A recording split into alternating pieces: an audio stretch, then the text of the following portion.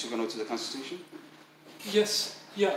So are you going to uphold all the whole Constitution or just parts of it? The idea is that you uphold the whole thing. That's the oath that we took when we became aldermen. Okay, all right. That's good. I'm asking questions because this man, like this gentleman right here. I was just there at the 14th district. So you're the alderman for them? First ward? Yes, Yes, I just a little bit of information for the people, the citizens, so they can understand who you are. yes. And we're here addressing concerns, especially with the 14th district. Okay. The CPD, these policy enforcers, they keep putting people in cases for no reason, for filming.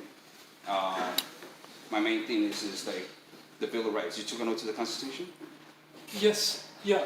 So are you going to uphold all the whole Constitution or just parts of it?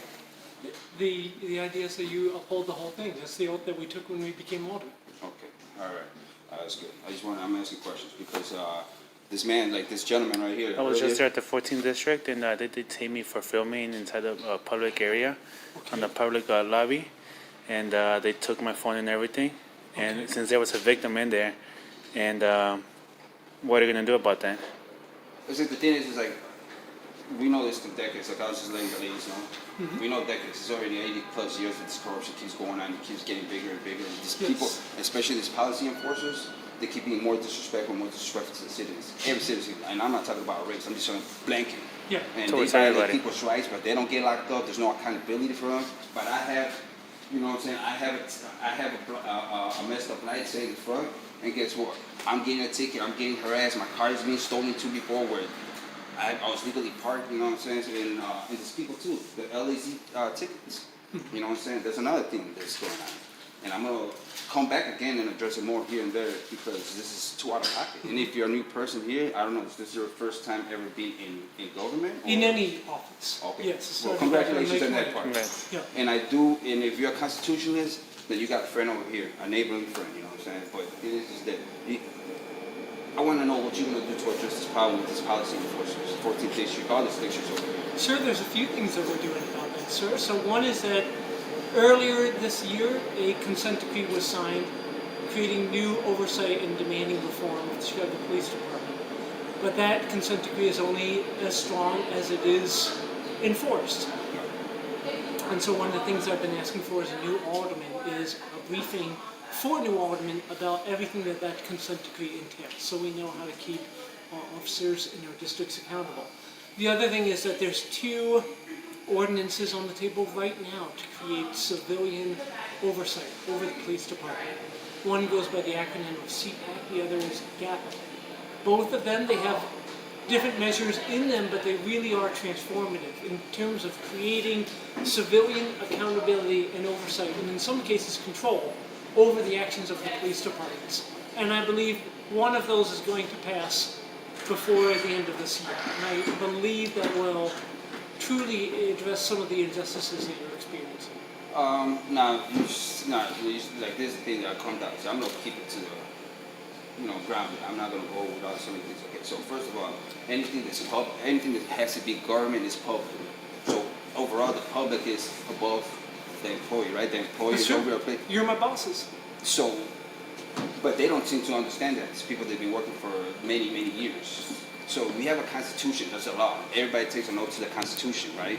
And then once they break their law, they're supposed to be getting locked up, but nobody gets locked up. So when we have a politician trying to say, well, people can have guns because of this and that, that's restricting the people's right to bear arms, which they took an oath to the constitution to protect, right? And another thing too is like the freedom of press, right? If this man goes around filming public officials, right? There should be no problem.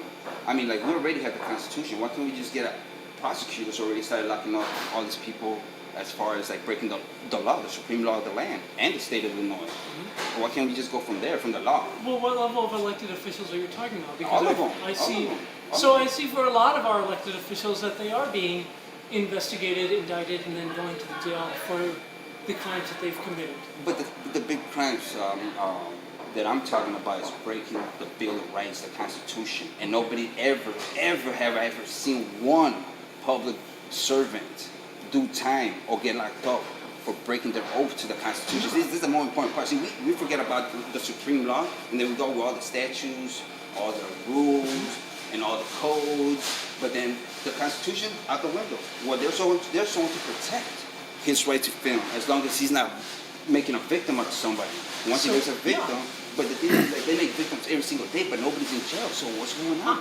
So I can't speak to the federal or state government, but as terms of the city of Chicago is concerned, if you see people behaving in ways that are either illegal or unethical, I would encourage you to report it to Chicago's Board of Ethics. I would encourage you to report it to the Office of the Inspector General.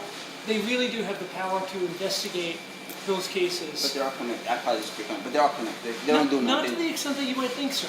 But the, I- I've been here since 1989. You know Okay. what I'm saying? And the thing is I have not seen one person being locked up for breaking the laws to the Constitution, not once. And when they do murder somebody, or they steal something from somebody, or they destroy somebody's property, there's no repercussions for them, or they get a slap in the hand. But a citizen makes a single mistake or barely touches a public government official, a public servant, then they want to Sure. throw the whole case. I mean, we got prosecutors that lie, we got judges that lie. We have a whole systemic problem. What's up Sir, with this I cancer? can't speak to the past. I can speak to the present, what we're trying to do in the future. Yeah. So I would Thank you. strongly encourage you, truly, to meet with someone from the Inspector General's I office. did, and they disrespected me last time.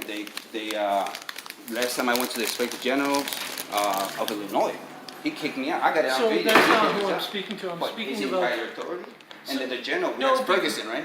Yes, sir. I met him already. Okay. And he says he ain't got no teeth from his own mouth. He can't do nothing but report, and that's it. And that's his own mouth. I mean, there's videos of it. You know what I'm saying? Just look online, look Ferguson, Injustice Watch. Well, stuff then like I that. would go on, and if I were you, I would try to meet with a man named Steve Berlin. He is kind of in charge over the Board of Ethics for Chicago. He might be a very worthwhile person for you to talk to. I admit I must have to get ready for a 4 o'clock meeting. No, Appreciate thank taking you. the time to talk Well, to me. no, thank you very much. If Yeah. you're new, No please. problem. Yes. The Constitution is the supreme law of the land. That's true. And we have to get this cancer out of the way. People are working too hard, and this place has turned into a socialist, communist type government, which it shouldn't be like that. It is a republic, not a democracy.